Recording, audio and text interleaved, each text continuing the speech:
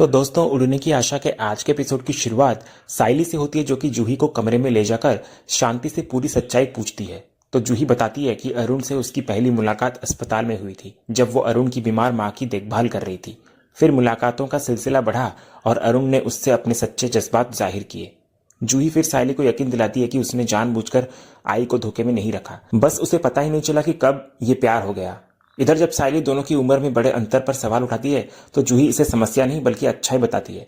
उसका कहना होता है कि उम्र में बड़े होने के कारण अरुण ज्यादा समझदार और सेटल्ड है, जिससे उसे उनके साथ बहुत सेफ फील होता है। इधर जूही को लगता है कि सचिन को अरुण के बारे में बड़ी गलतफहमी हुई है। साइली उसे समझाती है कि बात सिर्फ सचिन की नहीं है, बल्कि खुद उसे भी पहली मुलाकात में अरुण का व्यवहार गलत लगा था। लेकिन जूही अरुण का बचाव करते हुए कहती है कि वो सिर्फ अपने काम को लेकर ईमानदार और सख्त हैं, वो बुरे इंसान नहीं है। फिर जूही रोते हुए साइली से मदद की भीख मांगती है। वह कबूल करती है कि वो अरुण से बेइंतहा प्यार करती है और उनके बीच बहुत अच्छी समझ है। उसे डर होता है कि जूही और अरुण की आपसी लड़ाई में उसकी खुशियां कहीं कुर्बान ना हो जाए। वो कहती है कि वो अरुण के अलावा किसी और से शादी नहीं कर सकती। तभी साइली जूही को शांत कराती है और समझाती है कि प्यार करना गलत नहीं है, लेकिन उसे भावनाओं में बहकर कोई गलत कदम नहीं उठाना चाहिए। फिर साइली वादा करती है कि जैसे ही घर का माहौल थोड़ा शांत होगा, वो सचिन से बात करेगी और उसको समझाने की कोशिश करेगी। इधर साइली का साथ पाकर जूही राहत महसूस करती है और रोते हुए अपनी ताई को गले लगा लेती है। दूसरी तरफ तेजस अमीर घराने की लड़की अमीरा को घर का बगीचा दिखा रहा होता है। इधर अमीरा बातों बातों में तेजस के करीब आने लगती है और उसके लुक्स और सिल्की बालों की तारीफ करती है।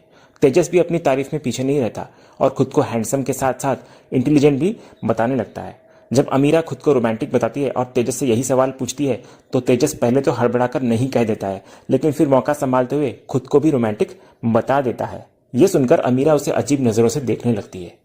दूसरी तरफ रोशनी चाय लेकर बगीचे की ओर आ रही होती है। तभी रेणुका उसे पीछे से रोकने की कोशिश करती है, लेकिन अमीरा की मां के कहने पर उसे जाने देना पड़ता है। हालांकि रेणुका के मन में डर बना रहता है कि कहीं रोशनी उसकी सारी योजना पर पानी न फेर दे। इधर बाहर आकर रोशनी देखती है कि अमीरा तेजस के बेहद करीब जाकर उसका चश्मा उतारकर वापस पहना रही होती है।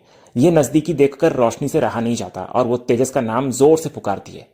इधर अमीरा रोशनी को डांटते हुए कहती है कि वो चिल्लाए नहीं, बस चाय रखकर यहां से चली जाए ताकि वे अकेले में बात कर सके। इधर अमीरा आगे तेजस से उसकी पसंद नापसंद पूछी रही होती है कि तभी रोशनी जानबूझकर गर्म चाय का कप तेजस के ऊपर गिरा देती है, जिससे उसके कपड़े खराब हो जाते हैं और वहां हंगामा मच जाता है। तभी शोर सुनकर रेणुका बाहर आती है। इधर अमीरा शिकायत करती है रेणुका से कि रोशनी ने सारी चाय गिरा दी। तो रेणुका रोशनी पर बरस पड़ती है, उसे अंधी और कामचोर कहकर डांटती है और तुरंत अंदर जाने का हुक्म देती है। इसके बाद रेणुका मौके का फायदा उठाती है। वो तेजस को कपड़े बदलने के लिए अंदर जाने को कहती है और साथ ही अमीरा को भी सुझाव देती है कि वो तेजस के साथ जाकर उसका बेडरूम भी देख ले। इधर अमीरा खुशी खुशी तेजस को प्यार से तेजू बुलाते हुए उसके साथ अंदर चली जाती है। उनकी ये बढ़ती नजदीकी और अमीरा का अमीर बैकग्राउंड देखकर रेणुका मन ही मन पैसों की बरसात के सपने देखने लग जाती है। दूसरे सीन में साइली सचिन पर नाराजगी जाहिर करती है कि उसने आई को अरुण के बारे में बताकर अच्छा नहीं किया। उसका मानना होता है कि इससे आई घबरा गई और जूही के पास अपनी बात रखने का आखिरी मौका भी छिन गया।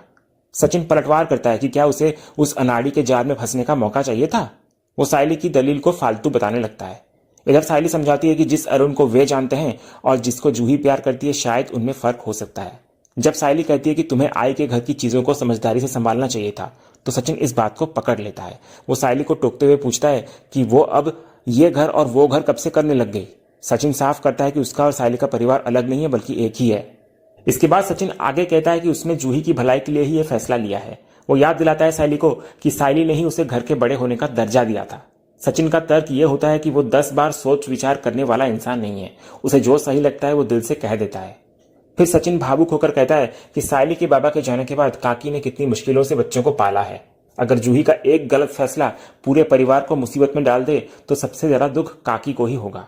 वो हैरान होता है कि साइली इस बारे में क्यों नहीं सोच रही। दूसरे सीन में अमीरा तेजस के साथ उसके कमरे में आती है और तारीफ करती है कमरा को देखकर कि कमरा तो अच्छा है, लेकिन वो उसे और बेहतर बना सकती है। वो तेजस का हाथ पकड़कर उसे बेड पर अपने पास बिठा लेती है। तेजस को यह सब बहुत अजीब और असहज लगता है, इसलिए वो तुरंत अपना हाथ छुड़ा लेता है। जब अमीरा फिर से उसके करीब आने की कोशिश करती है, तो तेजस गुस्से में खड़ा हो जाता है। वो उसको डांटते हुए पूछता है कि उसे तमीज नहीं है क्या। तेजस फिर साफ शब्दों में खुलासा करता है कि वो शादीशुदा है और अमीरा को तुरंत उसके कमरे से निकल जाने का आदेश देता है। तो अमीरा चिढ़कर वहां से निकल जाती है। इधर रोशनी दूसरी तरफ छिपकर यह सब देख रही होती है और परेशान सी हो जाती है, लेकिन रेणुका की नजर उस पर पड़ जाती है। अपनी पोल न खुल जाए और रोशनी कोई गड़बड़ न करे, इसलिए रेणुका रोशनी को बोलती है कि अभी जा, बाहर एक पार्सल आने वाला है, डिलीवरी बॉय का वेट कर। तो रेणुका की बात मानकर रोशनी चली जाती है। दूसरे सीन में हॉल में आकर अमीरा अपनी माँ के कान में तेजस के शादीशुदा होने की बात कह देती है। तो ये सुनते ही लड़की की माँ भड़क जाती है। वो रेणुका और मैच मेकर दोनों पर गुस्सा करती है कि उनके बेटे ने खुद को शादीशुदा बताकर उनकी बेटी को कमरे से निकाल दिया। इधर रेणुका सफाई देने की कोशिश करती है कि ये शादी बस नाम की है और जल्द ही टूटने वाली है, लेकिन अमीरा तंज कसती है कि उसको सेकंड हैंड हस्बैंड नहीं चाहिए और वैसे भी तेजस की हाइट कम है। इतना कहकर बेइज्जती करके माँ बेटी वहां से चली जाती है। दूसरी तरफ बाहर खड़ी रोशनी उन्हें खाली हाथ जाता देख खुश होती है। उसको तसल्ली होती है कि काकू के लिए यह खेल इतना आसान नहीं होगा, वो उसको और तेजस को अलग नहीं कर पाएंगी। लेकिन अंदर रेणुका हार मानने को तैयार नहीं होती। वो मैच मेकर से और भी अमीर और अच्छे रिश्ते ढूंढने को कहती है, क्योंकि उसने ठान लिया होता है कि वो तेजस की दूसरी शादी करवाकर ही दम लेगी। दूसरे सीन में सचिन सायली पर गुस्सा जाहिर करता है कि शायद सायली तेरा घर मेरा घर में फर्क करती होगी, लेकिन उसके लिए दोनों परिवार एक है। वो दिलीप और जूही को अपना सगा भाई बहन मानता है, इसलिए उनकी जिंदगी बर्बाद नहीं होने देगा। फिर सचिन अपनी हीन भावना व्यक्त करते हुए कहता है कि भले ही मैं एक ड्राइवर आदमी है और तुझे लगता है कि मेरी सोच नीची है, पर मैं ऐसा नहीं है। वो साफ करता है कि जूही के लिए उसकी चिंता जायज है। तो इस पर सायली सचिन को समझाती है कि ड्राइवर होने से किसी की सोच छोटी नहीं होती। उसने खुद एक ड्राइवर से शादी की है और वो बहुत खुश भी है, लेकिन वो तर्क देती है कि जीवन जूही को जीना है, इसलिए फैसला भी उसी का होना चाहिए। सायली चाहती है कि सचिन अपने गुस्से से बाहर निकलकर जूही की पसंद का सम्मान करे। तो सायली की बात सुनकर सचिन भड़क जाता है। वो पूछता है कि क्या पसंद का सम्मान करने का मतलब यह है कि बहन को एक घटिया इंसान के साथ नरक में ढकेल दिया जाए। वो सायली को याद दिलाता है कि अरुण ने उनके साथ क्या क्या गोची की है, जैसे कि उसकी वजह से सचिन की प्यारी जानेमन गाड़ी आज भी कोर्ट के चक्कर में फंसी है। फिर सचिन साफ कर देता है कि जो आदमी अपनी सरकारी वर्दी का इस्तेमाल लोगों की रक्षा करने के बजाय उन्हें बर्बाद करने के लिए करता है, वो कभी एक अच्छा पति या पारिवारिक इंसान नहीं बन सकता। वो हैरान होता है कि सब कुछ भुगतने के बाद भी सायली को अरुण सही कैसे लग रहा है। दूसरी तरफ घर में जब तेजस रोशनी से अपनी घड़ी मांगता है तो रोशनी उसको ऐसे इग्नोर करती है जैसे उसने कुछ सुना ही ना हो। इधर तेजस के बार बार पूछने पर रोशनी फट पड़ती है। वो तेजस को आईना दिखाती है कि अब उसे रोशनी पर हुक्म चलाने या सवाल करने का कोई हक नहीं बचा है। फिर रोशनी ताना मारती है कि जो पति दूसरी शादी के लिए बायोडाटा बांटता फिर रहा हो और अपने भविष्य के सुनहरे सपने बुन रहा हो, उसकी बातों का जवाब वो क्यों दे। तो तेजस हमेशा की तरह मामले को हल्का करने की कोशिश करता है। वो कहता है कि उसे अपनी डिग्रियां और क्वालिफिकेशन का बखान करना पसंद है, इसलिए उसने अपना बायोडाटा दिया। वो रोशनी को तसल्ली देता है कि परेशान होने की जरूरत नहीं है, क्योंकि वे असल में शादीशुदा हैं और आय की बातें कभी सच नहीं होगी। लेकिन रोशनी को यह बात और चुभ जाती है। वो गुस्से में कहती है कि तेजस को यह सब मजाक लग रहा है। उसकी आई ने भरे घर में अनजान लोगों के सामने रोशनी की धज्जियां उड़ा दी बेइज्जती करके, और तेजस चुपचाप देखता रहा। इधर रोशनी कड़वा सच बोलती है कि रेणुका के लिए सिर्फ पैसा मायने रखता है और तेजस भी मां की जी हजूरी में लगा होता है। इसके बाद रोशनी मायूसी से कहती है कि अगर कल तेजस उसको डिवोर्स के पेपर्स भी थमा दे तो उसे अब जरा भी झटका नहीं लगेगा, क्योंकि उसे अब उनसे किसी वफा की उम्मीद नहीं बची है। दूसरे सीन में सचिन सायली से अपनी चिंता जाहिर करता है कि अगर शादी के बाद उस अरुण ने जूही पर हाथ उठा दिया तो वे लोग क्या कर लेंगे, सिवाय पछतावे के कुछ नहीं बचेगा। वो कहता है कि अगर बात सिर्फ उसकी पर्सनल दुश्मनी की होती तो वो भूल जाता, लेकिन वो अरुण की असलियत जानता है। सचिन इस बेमेल जोड़ी यानी कि अधेड़ उम्र और जवान लड़की पर भी सवाल उठाता है और कहता है कि वो जूही के लिए लड़कों की लाइन लगा देगा, लेकिन अरुण उसे मंजूर नहीं है। तो सायली सचिन को समझाती है कि जूही के प्यार का मान रखना चाहिए। वो तर्क देती है कि जूही इतनी बेवकूफ नहीं है, जरूर उसने अरुण में कुछ तो अच्छाई देखी होगी।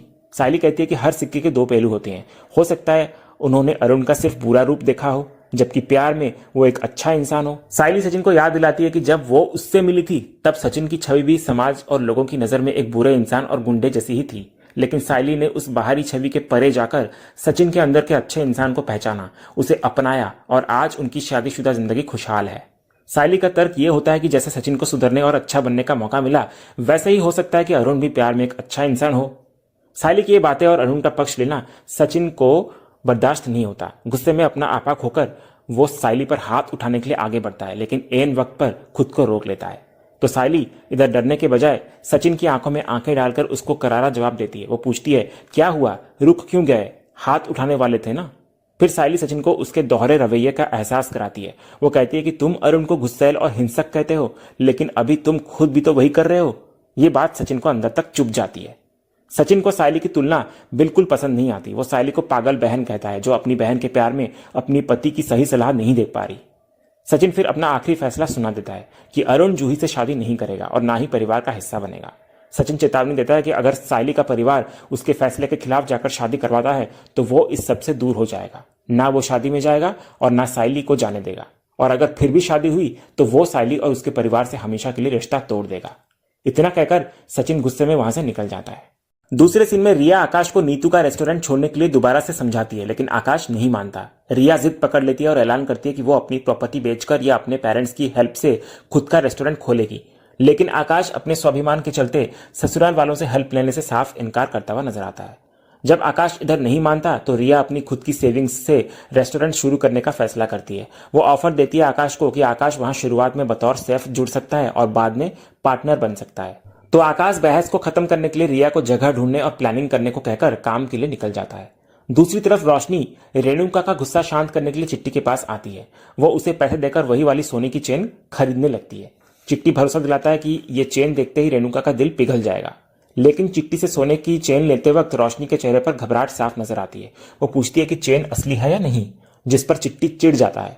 तो रोशनी सफाई देती है कि बात चेन की नहीं है बल्कि सचिन की है। उसे डर होता है क्योंकि सचिन को उस पर शक हो गया है और उसकी गाड़ी सचिन के लिए जान से भी प्यारी है। रोशनी जानती है कि सचिन सच का पता लगाने के लिए किसी भी हद तक जाएगा, इसलिए वो चिट्टी को साफ चेतावनी देती है कि अगर वो कभी भी गाड़ी के ब्रेक फेल वाले मामले में पकड़ा गया तो गलती से भी पुलिस या सचिन के सामने रोशनी का नाम ना ले।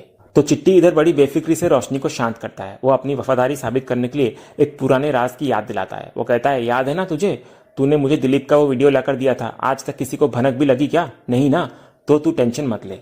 फिर चिट्टी भरोसा दिलाता है कि उसके धंधे में कागज से ज्यादा जुबान की कीमत होती है और उसके काम में सफाई की 100% गारंटी है। वो रोशनी को तसल्ली देकर घर भेज देता है कि उसका नाम कभी सामने नहीं आएगा। दूसरे सीन में डाइनिंग टेबल पर आकाश और रिया के बीच पुरानी बहस का तनाव अभी भी होता है, लेकिन रिया समझदारी दिखाते हुए सुलह की पहल करती है। वो कहती है कि लड़ाई बाद में करेंगे, पहले खाना खा लेते हैं, क्योंकि वो भूखे पेट लड़ाई हारना नहीं चाहती। तो आकाश मुस्कुराकर उसे खाना पास कर देता है। इधर दूसरी तरफ हॉल में रेणुका चाय के लिए किचकिच कर रही होती है। तभी रोशनी बाहर से आती है। वो रेणुका को खुश करने के लिए एक सोने का हार देती है। रोशनी कहती है कि यह हार रेणुका को उनके जवानी के दिनों की याद दिलाएगा। इस पर रेणुका भड़क जाती है कि क्या वो अब बूढ़ी हो गई है। ये नजारा देखकर इधर रिया आकाश को कहती है, रोशनी मटेरियलिस्टिक चीजों से आंटी को पटाने की कोशिश कर रही है। तो आकाश को लगता है कि आई इस बार गिफ्ट नहीं लगी, लेकिन रिया शर्त लगा देती है कि वे जरूर लेंगी।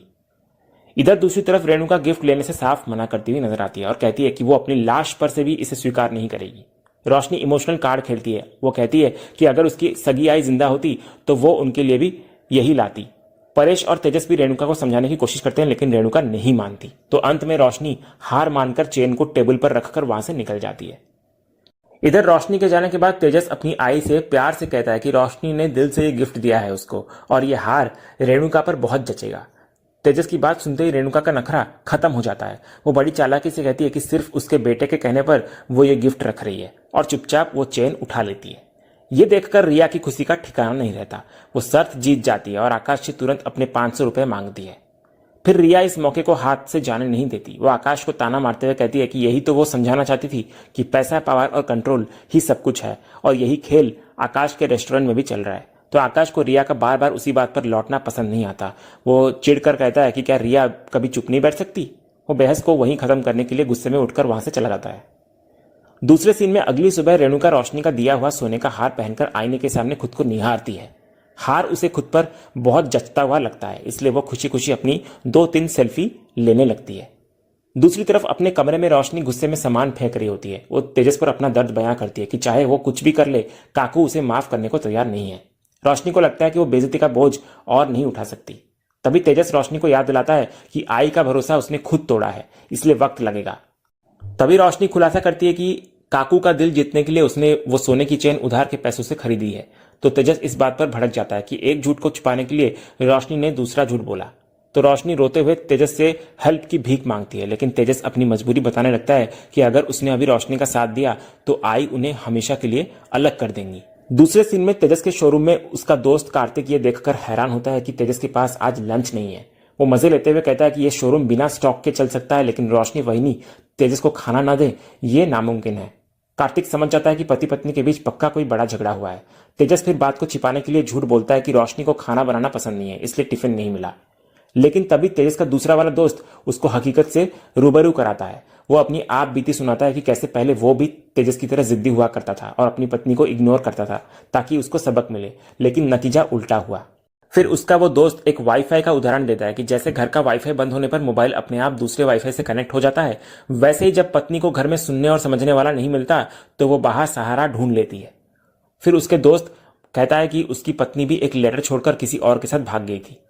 तभी कार्तिक तेजस को समझाता है कि शादी के बाद लड़की की दुनिया पति के इर्द गिर्द घूमती है। अगर पति समय नहीं देता तो रिश्तों में एक इमोशनल गैप आ जाता है जिसका फायदा कोई तीसरा इंसान उठा लेता है।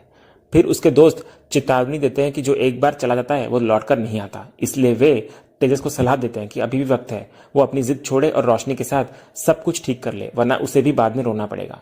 इधर दोस्तों की ये बातें तेजस के दिल पर लग जाती है। उसको तुरंत रोशनी की वो चेतावनी याद आने लगती है जहां उसने कहा था कि आज से मैंने तुम्हारे लिए एफर्ट्स डालने बंद कर दिए हैं।